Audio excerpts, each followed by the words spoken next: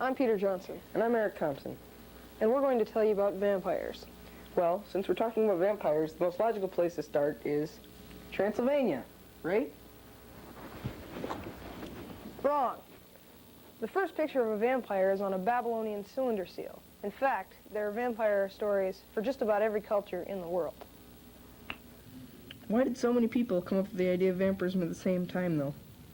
One of the causes of the idea of vampirism is premature burial, which was very common in the past because of the lack of medical technology.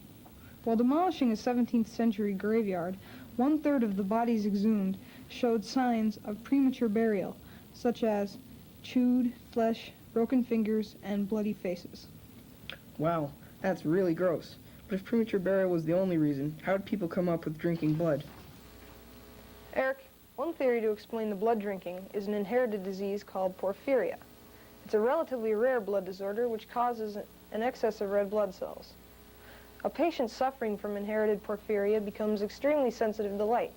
In addition, a skin lesion may form, and the teeth may become brownish red or fluorescent yellow. During the Dark Ages, the disease was passed down from generation to generation in Eastern European nobility. Because of the status of these families, physicians would often recommend that nobles drink their subjects' blood to replenish their own blood supply. Yuck!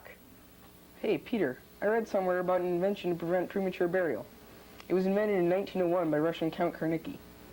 It basically consists of a tube and a sealed box. The tube is inserted into the coffin as soon as it is lowered into the grave. The box still remains visible. Inside the coffin, there's a glass ball resting on the chest of the body. If the corpse moves at all, the glass ball releases a spring, and the lid of the box will fly open, providing both light and air to the coffin below. Simultaneously, a flag rises about 4 feet above the ground, and a bell rings. At the front of the box is an electric lamp, which will provide the person with light after sunset while he awaits his rescue. That's cool. I've heard about that too. Well, this is all very interesting, but why do we even talk about vampires at all? I know they're not real. Want to bet? Ever heard of Count Dracula? Well, sure. But there was no Count Dracula. Duh. Well, you're partly right. He wasn't a count, but Vlad Dracula, or Vlad the Impaler, was a ruler of Wallachia in the mid to late 1400s. He was born Prince of Wallachia in 1431. As a young boy, he was imprisoned by the Turks and badly mistreated. He liked to mutilate small birds and animals. Eventually, he escaped and once again resumed his throne. His sad childhood left him violently disturbed. Some of his favorite activities were eating a meal while his enemies were impaled alive on stakes, hence the name Vlad the Impaler, roasting people alive, boiling their heads, and hacking them up like cabbage. And his all-time favorite was making mothers eat their own children. One example, and it was a long time ago, too. Oh, I have lots more examples. I wasn't going to tell you about all of them, but if you insist. Does the name Elizabeth Bathory ring a bell? No? Who the heck was she? Have you ever heard of blood used as a cosmetic? You mean like oil of Olay? Exactly. From the late 1500s to 1610, Bathory murdered over 650 girls for their blood.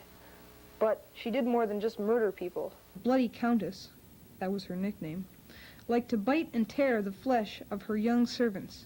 She also had many clever tortures, such as one called star kicking, in which she stuck bits of oiled paper between a victim's toes, then set them on fire, causing the servant to see stars and kick frantically to put out the fire.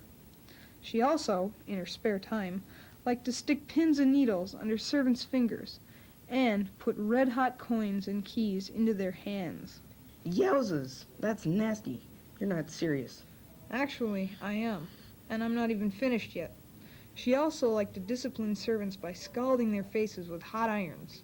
Once, she even took a servant girl's mouth and pulled it until it split at the corners. Other methods of discipline were hurling young girls into the snow naked and pouring freezing cold water onto them until they were dead. And if there was no snow available, the girls were covered in honey and made to stand outside for 24 hours so that they were bitten by flies, bees, and other insects. But eventually, disposing of so many bodies became a technical problem.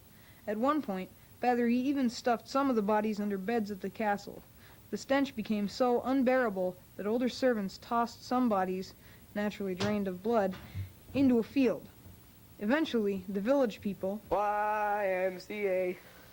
discovered these bodies and sent for an official investigation. They raided the castle and found several mutilated bodies in full view. Bathory was convicted of witchcraft, but because of the status of her family, she was never burned at the stake. However, she was immured in her own castle and died in 1614. Sure, but none of that's happened in the last century. Boy, do you want details or what? Well, here goes. During the 1920s, German newspapers were filled with stories about the Hanover vampire. His name was Fritz Harman, and he had been in and out of prisons, madhouses, and the army until he settled down to run a butcher shop in 1918. After World War I, there were lots of homeless boys and young men roaming the streets of Germany, so he had lots of potential victims. First, he would invite them home. Then, he would pin them down and kill them by sinking his teeth into their throats. He admitted to 27 murders. He also confessed to grinding parts of his victims' bodies into sausage meat, some of which he ate himself, and some of which he sold in his store. Okay, this is so gross I can't even stand it anymore. Oh, but we've only just begun. In the 1950s, investigators stumbled onto a bizarre scene in the Wisconsin shack of bachelor hermit Eddie Gein. Heads, skins, and other parts of at least 10 human bodies were found, and several other bodies were found mummified. Gein admitted to 2 murders, and said he got the other bodies from a local graveyard. As a youth, Gein said he had been fascinated by accounts of Nazi experiments on human flesh in concentration camps. Gein's story inspired such classic films as Psycho, Deranged, and of course, the Texas Chainsaw Massacre. Okay, I heard enough already. I get the point. Wait, just one more. This guy is my personal favorite. Kuno Hoffman, a deaf, mute, cripple, psycho for that matter, from Germany, spent 9 years in a mental hospital. He escaped 12 times. Between 1971 and 1972, he broke into many different graveyards and mortuaries, fashioning keys out of wood and metal. He chose his graves carefully. He used the local papers to locate the newer ones, then made his move. When he reached the victim's grave, he usually stabbed them, decapitated them, tore out their heart, and drank their blood. However, in 1972, he got tired of doing it the same old way. It took time to successfully locate a grave, so he escaped again, got his hands on a gun, I'd like to know how, saw a couple in a parked car, shot both, and drank their blood. The police finally caught up with good old Kuno. When they questioned him, he said he drank the blood for cosmetic reasons. It keeps me looking young and healthy, he said. He also said that the woman and man in the car tasted much better than the old women in the graveyards. He drank blood to look like that? That should tell you something about blood for cosmetics. Well, that's my special area on vampirism, but I've heard you know a thing or two about vampires too. Well, yes, that's true. I know a little bit about how to recognize a vampire. There are tons of different superstitions about how to tell if someone is a vampire. Being attacked by a vampire, dying unbaptized, committing perjury, being born the 7th child in a row, being born on or around Christmas, being born with teeth, dying by violence, or having chorea, a disease characterized by uncontrolled twitching, are some of them. Also, in many Christian communities, red hair is a sign of vampirism. In Greece, it's blue eyes. In Romania, it's gray eyes. And in Ireland, it's black eyes. Well, now you know that everyone you've ever met is a vampire. How do you protect yourself from them? Well, supposedly, wearing a cross or other religious objects around your neck wards off vampires. Light, iron, and garlic also keep vampires away. In Poland, the people used to eat bread made of flour and vampire's blood to keep them away. In one country, farmers would put thorny branches on the floor of the barn to protect their animals from vampires. In Burma, they tied a vampire's feet together to prevent it from rising from the grave and causing harm. In some Christian communities, the townspeople would stuff a vampire's victim's mouth with communion wafers to prevent evil spirits from entering. Mixing salt, urine, human excrete, and garlic supposedly attracts and then poisons vampires. One other way to protect yourself, if you live in Bulgaria, is to hire a professional vampire bottler. What? Yeah, that's right. A professional vampire bottler. In Bulgaria, there were some magicians known as professional vampire bottlers. They were paid to bait a bottle with blood, chase a vampire into it with a holy picture, cork it, and throw it into the fire. That's a pretty weird job, Eric. But you know, all the stuff you just mentioned was preventative medicine. What do you do if you have a real vampire on your hands? Well, to kill it, you drive a wooden stake through its heart.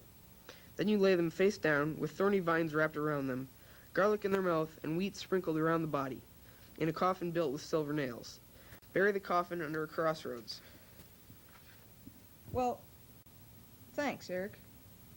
We all know about the garlic, but what are the wheat and thorns for? Well, the wheat is so that the vampire will have something to eat other than blood when it awakes. The thorns are to make it harder for the vampire to escape. But, it's kind of strange that so many people all over the world picture a vampire's appearance in the same way. Well, Eric, frankly, they don't. There are lots of different kinds of vampires.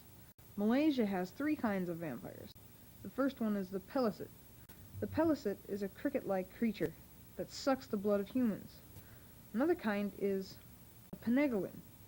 A penegolin is a creature with only a head and a stomach.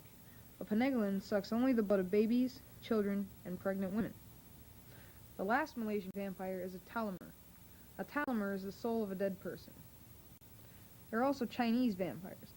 Chinese vampires are greenish and covered with grave mold. Linking vampirism to the swamp thing, right? No comment. Well, on to our next topic. Everybody knows that vampires don't just drink blood, right?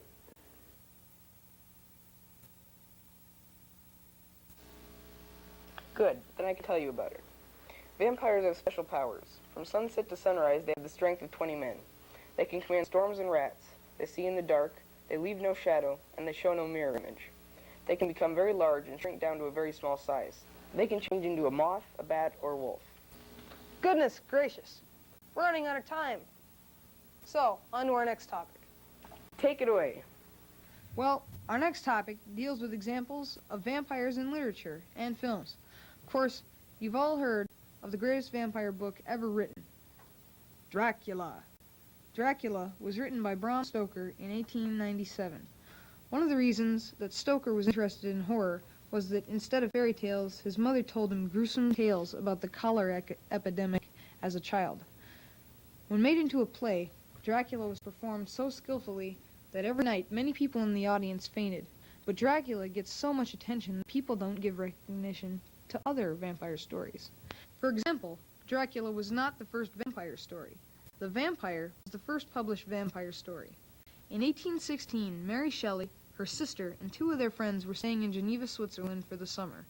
Their friends' names were George Gordon, Lord Byron, and John Polidori, Byron's personal physician and author of The Vampire, which originally appeared under Lord Byron's name when first published in 1819. Shelley later wrote, "It was a wet and ungenial summer, and the rain confined us for days. In order to amuse ourselves, we decided to read German horror stories.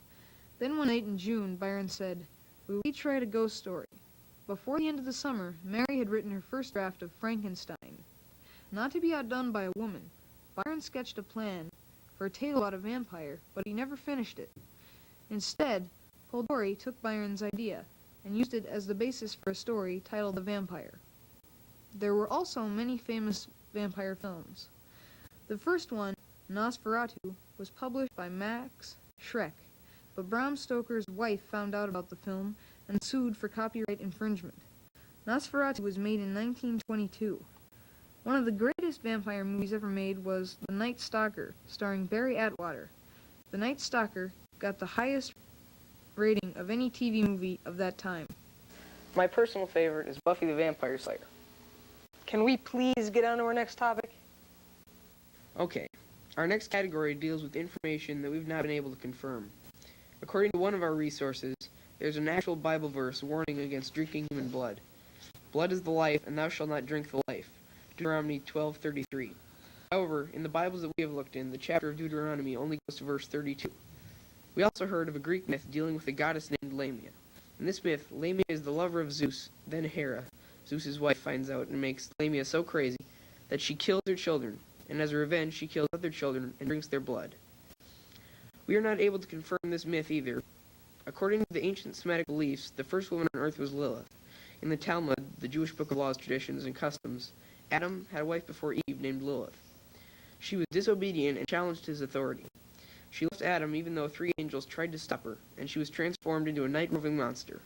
Now she kills sons of Adam and Eve. The medieval Jews had special amulets to guard against Lilith, one made for male children and one for females. Well, we've done all this talking about vampires, but we've ignored the big question. Are they real or not? Well, no one really knows for sure. What do you think? But just remember, like Bela Lugosi said at the end of each performance of Dracula, when you get home tonight and the lights have been turned out, and you're afraid to look behind the curtains, and you dread to see a face appear at the window. Why, just pull yourself together and remember that after all, there are such things